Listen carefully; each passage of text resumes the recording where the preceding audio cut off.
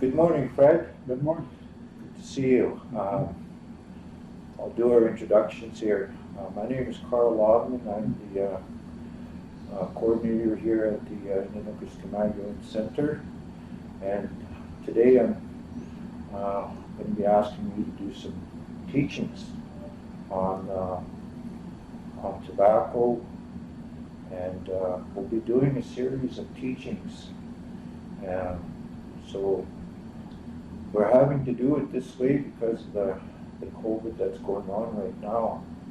So we figured this is one of the ways we can reach out to our students and our staff by doing it this way. So I'm really glad you came in today to do this work. And I'm going to present you with some tobacco and some sweetgrass and some cloth to do those teachings today. And, so I'm really grateful that you're here. This is the way we do it in order to show that respect and honor you to do those teachings for us today. So I'm really glad that you're here. So I'll make this offering to you, and I'll let you introduce yourself a little bit more. And so I'll offer this to you today. You guys. Okay, before I get started, I usually start off with a smudge, just for myself, you know. So I'll light up the smudge first, and I'm going to smudge these gifts that you offered me, and we'll kind of get right into it. Okay, sounds good.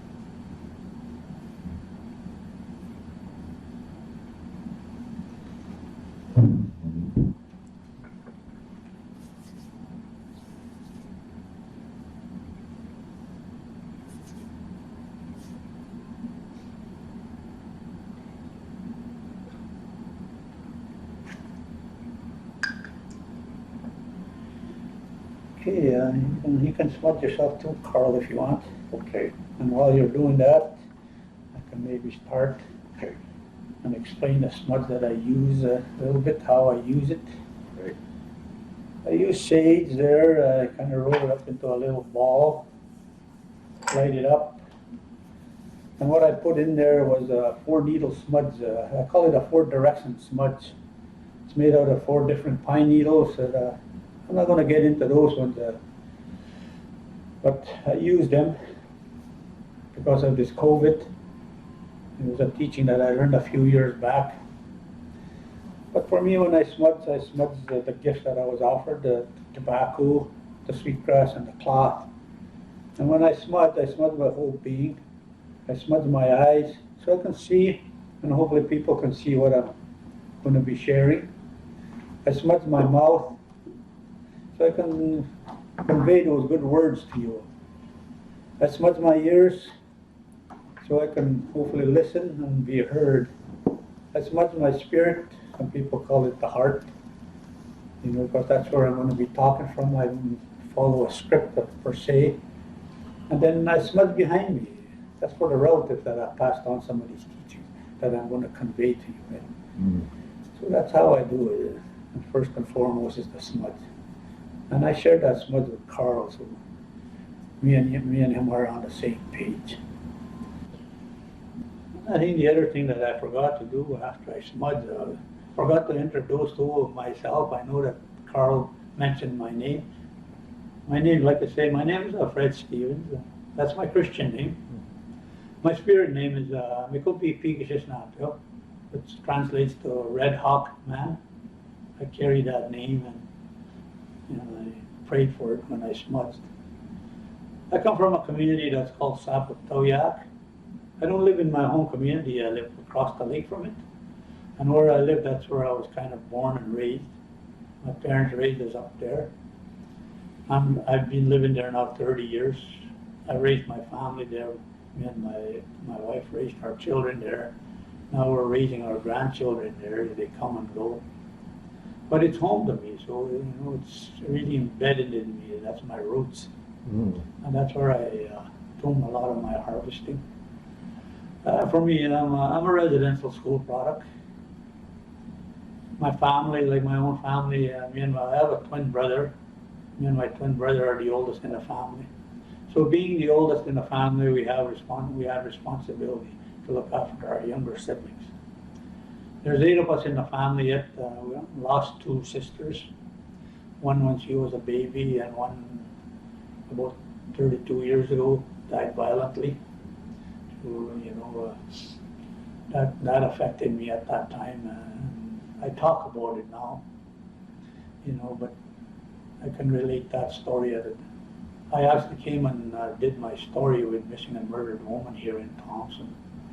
It's on their webpage. You know, I came and shared that story to encourage other men to come out, not to suppress those feelings of what happened in their family, to encourage other men to speak up.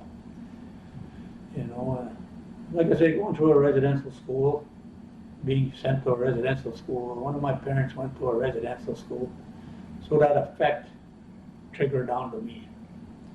When I was raising my children, I couldn't show that emotion to them because it wasn't shown to me over here. So, you know, it kind of affects your mind, you know. I can't say one of my parents was really mean, but that anger did come out at times. And I couldn't fathom it and couldn't comprehend it. You know, being a child at the time, a lot of us, like myself, I strongly believe that the grandparents are the teachers, and that's the way I was raised. Mostly with my grandmother, my grandparents, but mostly my grandmother.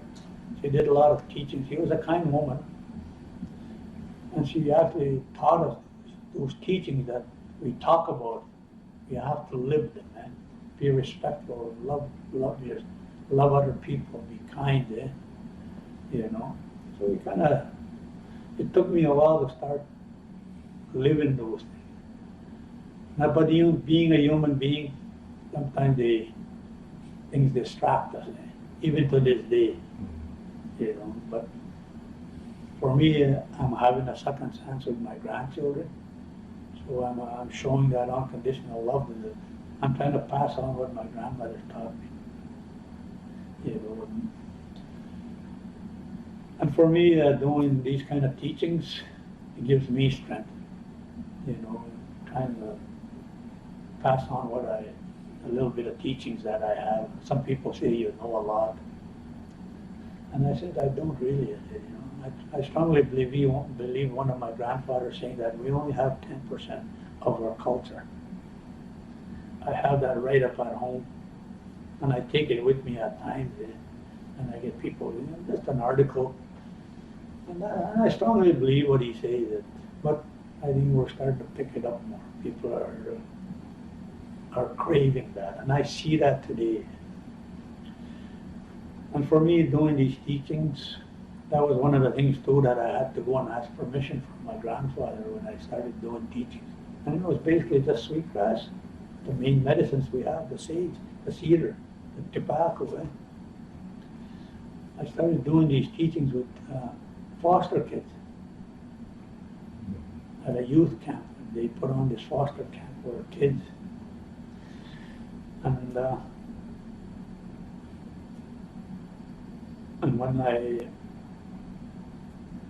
when I went to ask him, I had to go and offer him some tobacco, and then a bundle of sweetgrass so they could braid their own. I can go into that one now, I guess, you know. That's my little bit of history, kind of giving you a little background of how I got started. And like I say, the tobacco is so whoever did this, when they opened that pouch of tobacco, they were ready to use it themselves, not in this way. So in essence, you know, it kind of giving me a heck on one hand, but on the other hand, giving me a teaching about the tobacco. He said when you open that pouch of tobacco or the pack of smokes, you're ready to use them yourself. So that was his teaching, and I remember that. So for me, I convey that to you.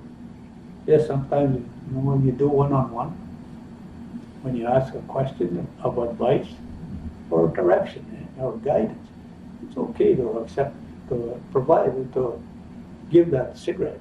I want to ask you a question. And normally, like I say, so for me, sometimes I accept these, sometimes I don't. I just kind of tell people, I want to talk about it. And this is how I share that story. I usually carry a pouch of tobacco with me when I go to a gathering. So Carl, you offered me tobacco, it's in a full pouch, and I will use this. This is natural tobacco. This is store-bought tobacco.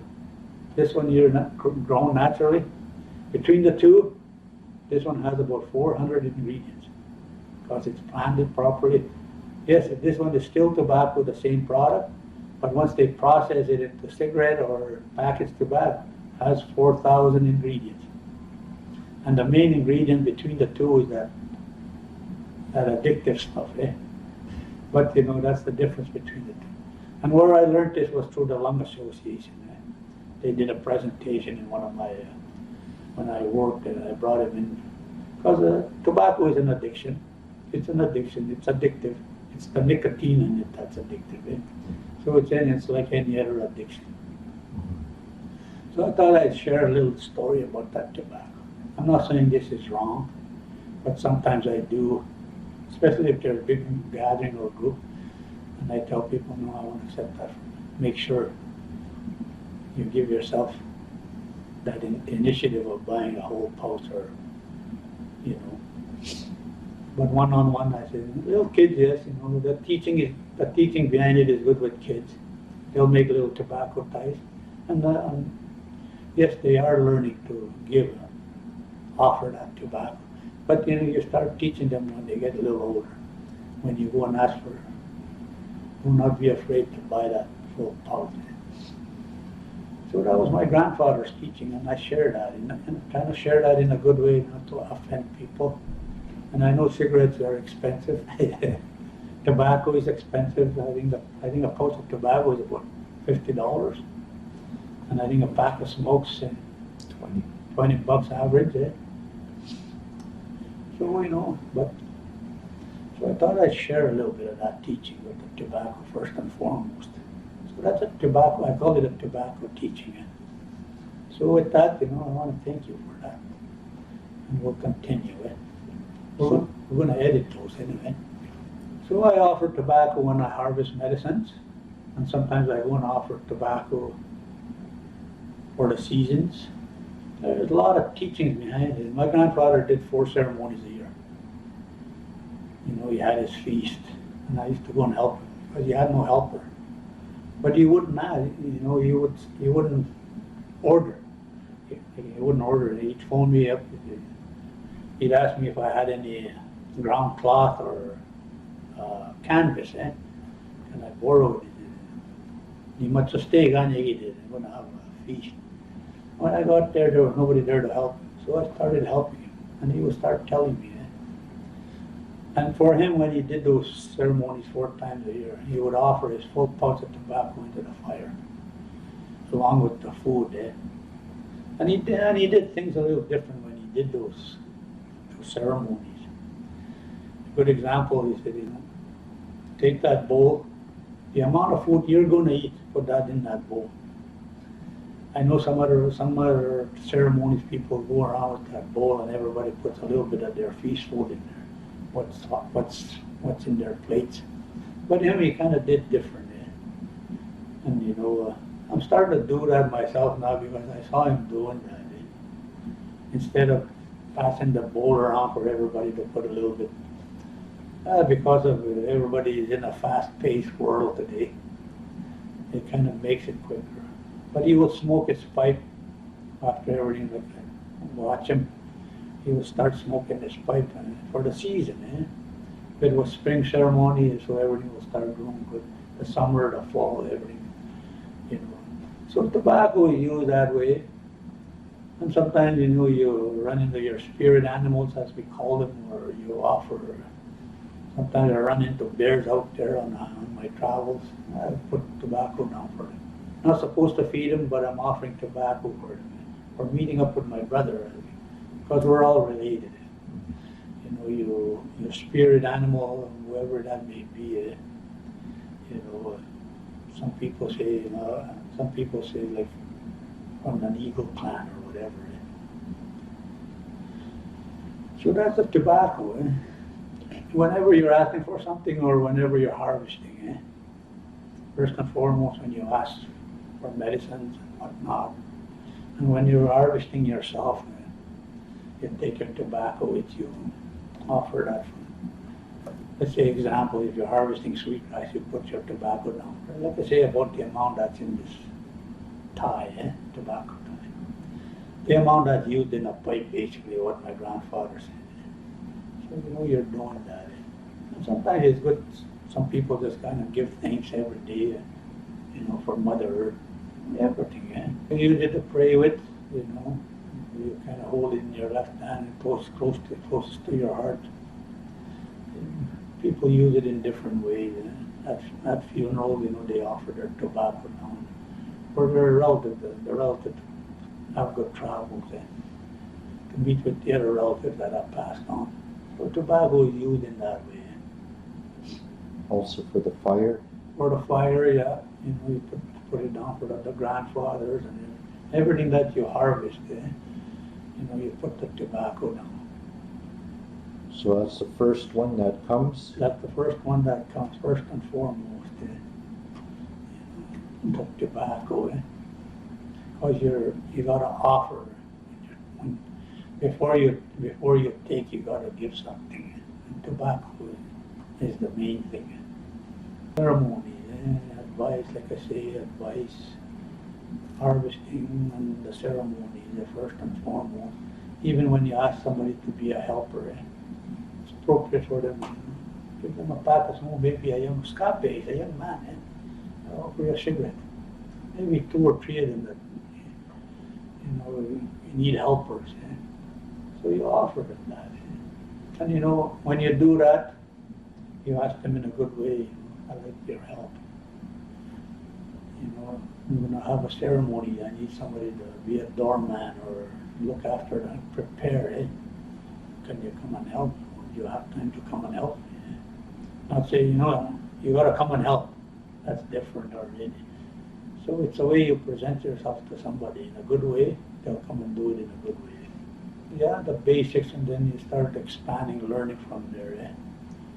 You know, sometimes it just feels right to offer somebody tobacco all of a sudden. You know, just, I don't know, it's kind of like a karma, I guess, you know.